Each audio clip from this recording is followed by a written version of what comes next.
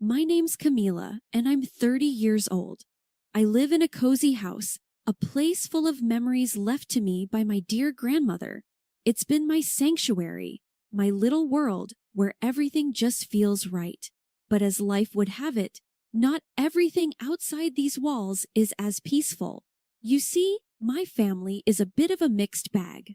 There's my husband, John, a man of few words who always seems to be caught in the middle of things. We've had our ups and downs, but who doesn't, right? Then there's my father-in-law, Robert. He was a gem, the kind of man who could light up a room with his smile. I always wondered how he ended up with Helen, my mother-in-law. To put it nicely, Helen is difficult, and that's me being polite. And let's not forget Lucy, John's sister. She lives nearby with her husband and kids in a rented apartment. Lucy and I never really clicked. Maybe it's because she's so much like Helen. I remember this one evening, a typical family dinner at our place. Robert was there, and as usual, he was the life of the party. Camila, this lasagna is divine, Robert said with a grin, taking another hearty bite. Thank you, Robert. It's Grandma's recipe, I replied with a smile. Helen, on the other hand, barely touched her food. She just pushed it around her plate, looking like she'd rather be anywhere else. It's a bit too salty, don't you think? She said, her voice sharp. John shot me an apologetic glance across the table. I just shrugged it off. That's Helen for you, always a critic. After dinner, Robert pulled me aside. Camila, I just want to say I really appreciate how you handle Helen. You have the patience of a saint. I laughed. Well, I try, Robert, but it's not easy. He patted my shoulder. You're doing great, dear. Just hang in there. If only I knew then how much more hanging in there I'd have to do. That's the thing about life in our little family. You never know what's coming next, especially with Helen and Lucy in the mix. But back then, it was just the usual. A little bit of discomfort, a lot of biting my tongue, and trying to keep the peace. Little did I know, the storm was just around the corner. Life has a way of throwing curveballs when you least expect it, and one of those came crashing into our lives one cold, dreary morning. Robert, the one person who brought some light into our often tense family gatherings, passed away. It was sudden, a heart attack, they said. He was the glue that held us all together, and without him, things started to unravel quickly. The day after we got the news, I found myself in our kitchen, a steaming cup of coffee in hand, lost in thought. John walked in, looking like he hadn't slept a wink. He was the best dad anyone could ask for, Camila, John said, his voice heavy with sadness. I reached out, placing my hand over his. I know, honey. He was wonderful. We're going to miss him so much.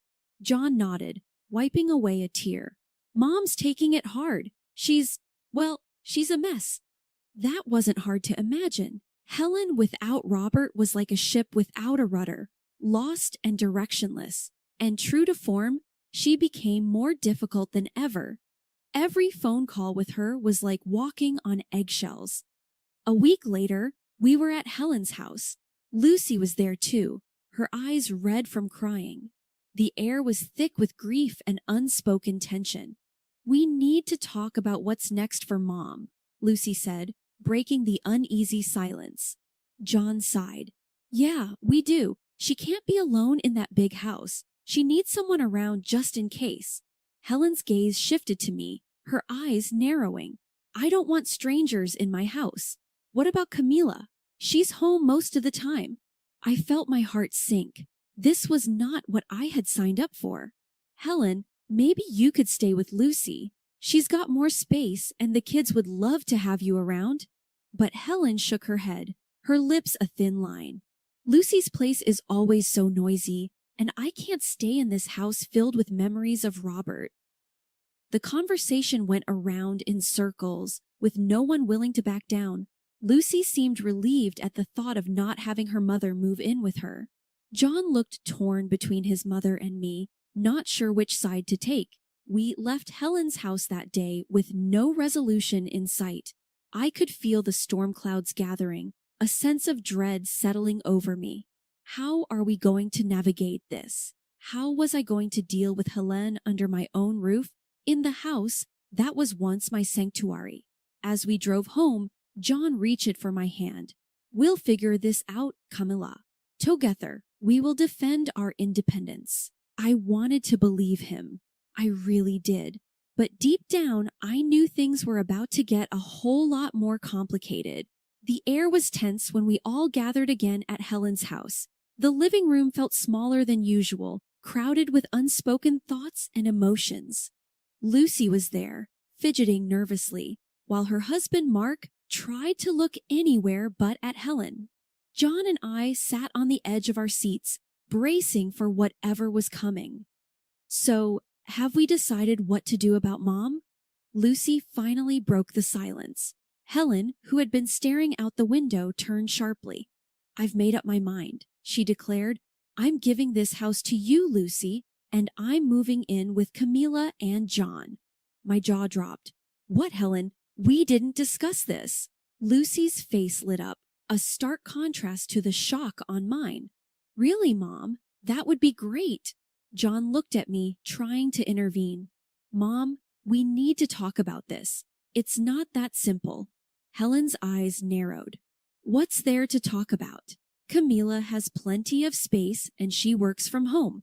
It's settled. I couldn't believe what I was hearing. Helen, this is a big decision. And what about Lucy? She has more room and the kids. Helen cut me off. Lucy's house is always in chaos with those children. I need peace and quiet. John gave me a helpless look, clearly torn. Camilla, maybe we can make it work for a while at least. So Helen hasn't changed her mind since our last meeting? I felt my frustration mounting. John, we can't just rearrange our lives because Helen decides. So what about our privacy? Our life? Lucy chimed in, her voice a little too eager and triumphant. Camilla, think about it. Mom needs us now. You wouldn't want her to be alone, would you? I felt like I was being cornered. My own home slipping away from me. It's not about that, Lucy. It's about making a decision that affects all of us. We need to think this through. But it was clear that Helen had made up her mind, and Lucy was all too happy to support her decision. John turned out to be too soft, not independent, to make a decision in our favor. As we left Helen's house that day, the weight of the situation settled heavily on my shoulders. I was about to lose the one place where I had always felt safe and at peace, my sanctuary, and there was nothing I could do about it. The days following that dreaded meeting were some of the longest in my life. I tried to argue with John, to make him see reason, but it was like talking to a brick wall. Camilla, she's my mother. What do you want me to do? Turn her away? It wasn't that I wanted to turn Helen away. I just wanted a say in what happened in my own home. But it seemed like my say didn't count for much. Before I knew it, the day came when Helen moved in. She arrived with more luggage than I thought possible for one person. My once serene living room was now cluttered with her things. I hope you don't mind, Camilla. I need all my things around me, Helen said, directing the movers here and there. I forced a smile, hiding my frustration. Of course, Helen, make yourself at home. As the days turned into weeks, my patience wore thin. Helen had a way of making her presence felt in every corner of the house. She criticized my cooking, my cleaning, even the way I arranged the living room furniture. One evening, as I was trying to make dinner, Helen came into the kitchen. You're cutting the carrots all wrong. Here, let me show you how it's done. I bit my tongue, handing her the knife. Sure, Helen, show me. John walked in just then, and I could see he was trying to gauge the situation. Everything okay here? Just teaching Camilla a thing or two about cooking, Helen said, a hint of smugness in her voice. I kept quiet, focusing on the onions I was chopping. John lingered for a moment, an awkward spectator, before mumbling something about checking the mail and leaving the kitchen. It wasn't just the constant criticism that got to me. It was the way Helen managed to turn John against me. Every time I tried to talk to him about how I felt, he accused me of being insensitive. "Camilla, she's going through a tough time. Can't you just cut her some slack?" John would say. I felt like I was losing not just my home, but my husband too. Then came the day when Helen decided she didn't like the color of the living room walls. "They're too dull. We need something brighter." I found myself reluctantly agreeing to repaint the room just to keep the peace. As I watched the painters covering my once favorite shade of blue with a garish yellow that Helen had picked, I realized how much of my life I was giving up. My home didn't feel like mine anymore, and I wasn't sure how much more of this I could take. Living with Helen was like being on a never-ending roller coaster, except there were no thrilling moments, just a constant churning in the pit of my stomach. She had a complaint for everything. The food wasn't to her taste, the house wasn't clean enough, and the TV was never on the channel she liked. One evening, as I was trying to finish up some work on my laptop, Helen barged into the room, the TV remote in her hand. "Camilla, this TV is driving me nuts. I can't find my show," she exclaimed. I sighed, closing my laptop. "Let me help you, Helen," I said as I flipped through the channels, trying to find her show. Helen muttered under her breath about how everything was better at her house. John walked in at that moment, and I looked up at him, hoping for some support. "John, can you please help your mother with the TV? I'm trying to finish my work," I requested. John frowned, looking from me to Helen. "Can't you see she's struggling, Camilla? It's just a TV show," he replied. I felt a surge of frustration. "It's not just about the TV, John. It's about having a little space to do my work, to have a moment of peace in my own house," I explained. Helen looked at John, her eyes welling up. "I didn't mean to be a burden. I just wanted to watch my show," she said softly. John's expression softened as he turned to his mother. "Don't worry, Mom. I'll find your show," he assured her. I watched as John took the remote from me and started channel surfing, trying to appease Helen. I felt invisible, unheard. The next day, Lucy dropped by with her kids. The house was chaotic, with the kids running around and Helen trying to dictate how to entertain them. I retreated to the kitchen to prepare some snacks, feeling overwhelmed. Lucy followed me into the kitchen, a smirk on her face. "Looks like Mom's really settled in, huh?" she commented. "It's a lot, Lucy. It's not easy having your entire home life turned upside down," I replied, unable to mask my irritation. Lucy shrugged, unconcerned. "Well, she's family. You just have to deal with it." That evening, as we all sat down for dinner, the tension was palpable. Helen criticized the pasta I made, John was silent, and Lucy's kids were restless. I finally snapped. "I can't do this anymore. I need some space, some respect in my own home," I declared. Helen gasped, and John shot me a look of disbelief. "Camilla, how can you be so selfish?" Joan asked. I stood up, my chair scraping loudly against the floor. "Selfish? I've been nothing but accommodating. This is my home too, John," I argued. The argument escalated, voices raised, words flying like daggers. John stormed out of the room and Helen sat there looking smug. That night, as I lay in bed, listening to the muffled sounds of the TV from the living room where Helen slept, I realized something had to change. I couldn't live like this anymore. But how was I going to make John see that? How was I going to reclaim my life? The days after the big argument were filled with tense silence. Jan and I barely spoke, and Helen acted like she owned the place more so than ever. I felt like a stranger in my own home, tiptoeing around to avoid any confrontations. But the universe seemed to have other plans for me. One day I came home early from the grocery store.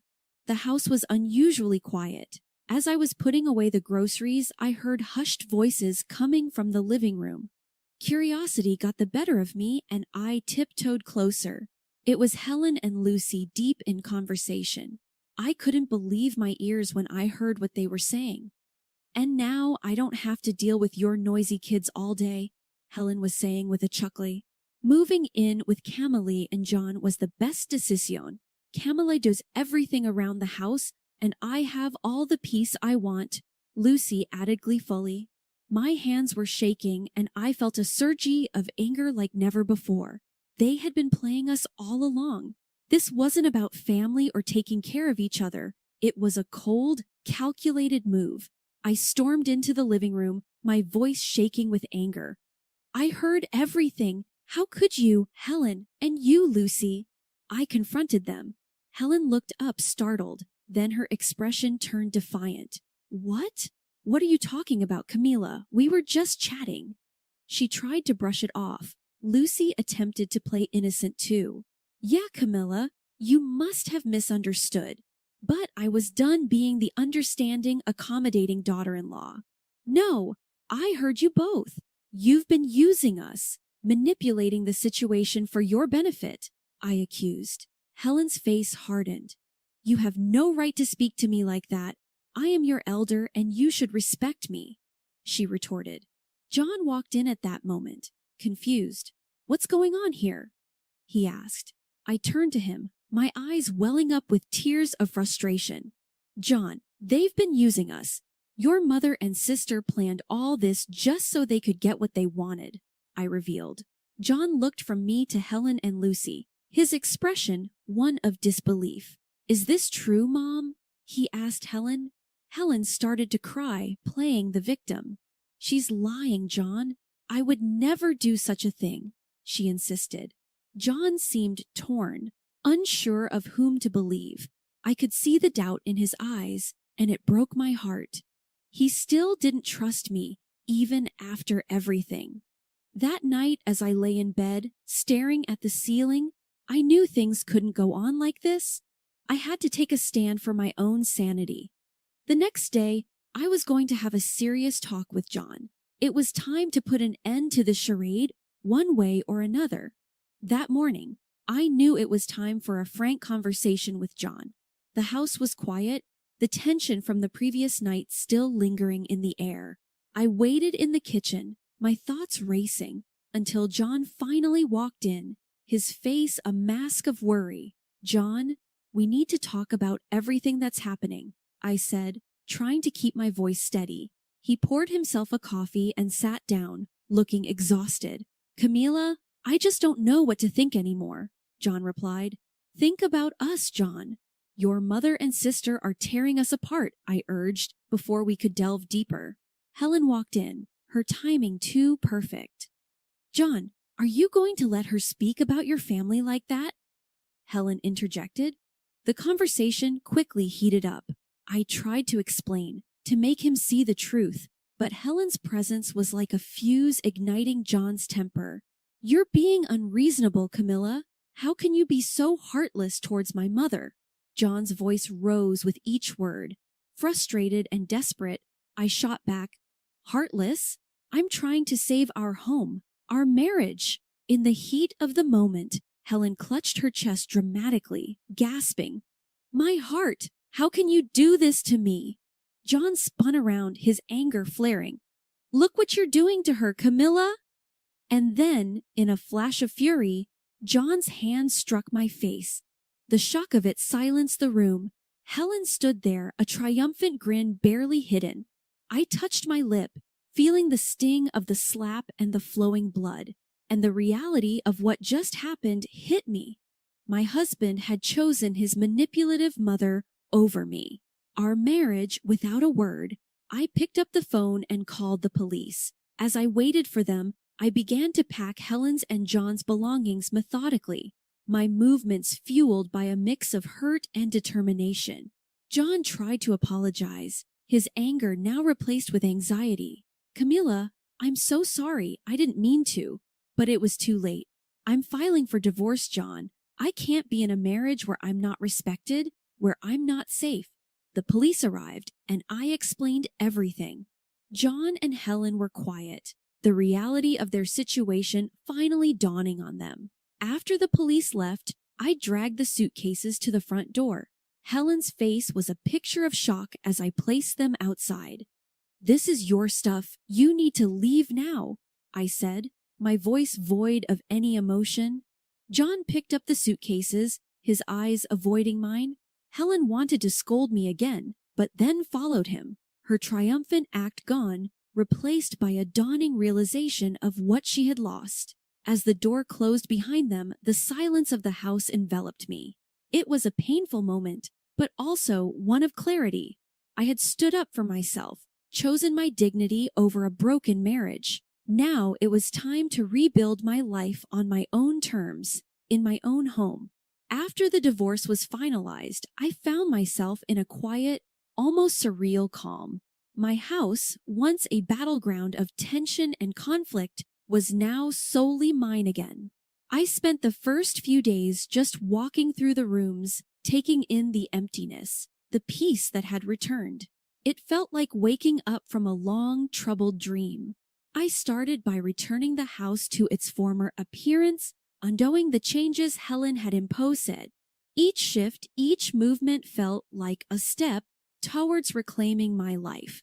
The walls were repainted back to the soothing blue I loved, the furniture rearranged to the way it used to be. With each change, a sense of normalcy and tranquility returned. My new routine was simple but fulfilling. Mornings were spent in the garden, tending to the flowers that had been neglected, and evenings were for reading books in the quiet of my living room. The house, with all its memories, began to feel like a home again. One afternoon, while pruning the roses, my neighbor Mrs. Jenkins called out from over the fence, "Camilla, dear, I heard about your divorce. I'm so sorry," she said. I smiled at her, wiping the sweat from my brow. "Thank you, Mrs. Jenkins. It's been tough, but I'm getting there." She leaned in closer, a conspiratorial glint in her eye. "You know, I hear things haven't been so peaceful at Helen's place either. The whole neighborhood knows about their squabbles. The police have been called there a few times already." I wasn't surprised. Helen, John, Lucy, her husband, and their kids all under one roof was a recipe for constant chaos. "I can imagine too many conflicting personalities in one space." Mrs. Jenkins shook her head. "You're better off without that drama, dear. You always were too good for them." I laughed. The sound light and free? I'm starting to realize that now. Days turned into weeks, and I began to rediscover parts of myself that I had lost in the turmoil of my marriage.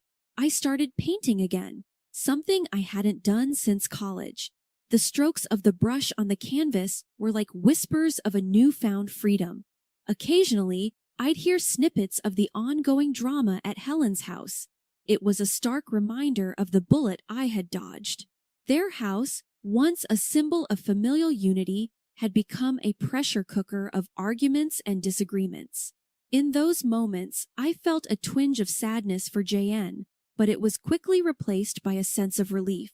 I had escaped that life, that endless cycle of unhappiness. I was free to live on my terms, to find happiness in the little things, my garden, my art, my peaceful home. As I sat on my porch one evening, watching the sunset, I realized that this was a new chapter in my life, a chapter where I was the author, free to write my story one day at a time. The future was uncertain, but for the first time in a long while, that uncertainty was exciting. Filled with possibilities, I was ready to face whatever came next, on my own terms, in my own way.